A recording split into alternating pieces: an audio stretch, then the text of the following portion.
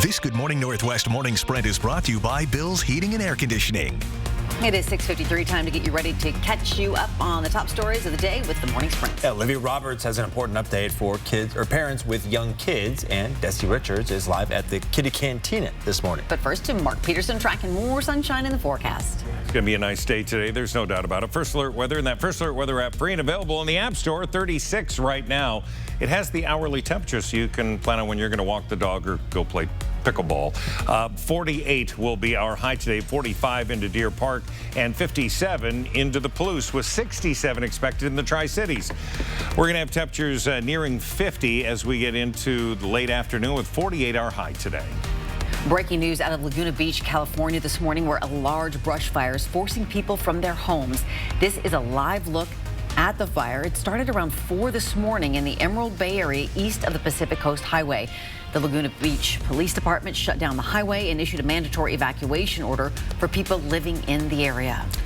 Well, breaking news on the state of the economy this morning. A key measure of inflation climbed to a near 40-year high last month. The Bureau of Labor Statistics says the Consumer Price Index rose 7.5% in the 12 months ending in January. That's the highest annual increase since February 1982.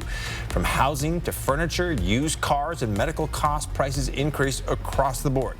Even without factoring food and energy, which tend to be more volatile, prices still rose by 6%. And breaking news from the Labor Department, its latest unemployment report released this morning shows fewer Americans applied for unemployment benefits for the third week in a row. Jobless claims fell by 16,000 to 223,000 last week. This morning, the federal government is already prepping the first 10 million doses of the Pfizer vaccine for children younger than 5. The CDC now telling state and local health officials they can start pre-ordering the first doses on Monday and receive their first shipments by President's Day. The agency says there will be plenty of supply with enough vaccine doses for all 18 million children in that age group. The distribution can't start until the final stamp of approval. The FDA's Vaccine Advisory Committee will meet next Tuesday to go over trial data and make a recommendation on whether the vaccine would be appropriate for the age group. If the FDA does greenlight it, the CDC will make its recommendation. The CDC director must then sign off before shots can be administered. Breaking international news this morning. Prince Charles has tested positive for COVID-19 again. The Prince of Wales announced this morning that he is now self-isolating. Last February, Charles and his wife Camilla, the Duchess of Cornwall, received their first doses of the vaccine. He previously tested positive in March of 2020 and displayed mild symptoms. We may be getting closer to a day when masks will be a thing of the past, but you can't put them away just yet. Governor Jay Inslee said we need to start transitioning out of the pandemic in Washington. It's a change he says is right around the corner. Next week, the governor said he plans to make a statewide announcement with the exact date of when he will lift indoor masking, which would follow the lifting of mandates in other states.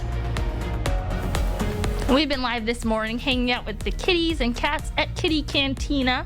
They are doing a fundraiser for their Disadvantaged Kitty Sponsor Program, helping those older cats get adopted with Kitten Grams. So little pictures and messages for Valentine's Day you can send to your animal lover families and friends, or even your ex, even your crush. You can go to our website, kxly.com, where we have more information about the Kitten Grams.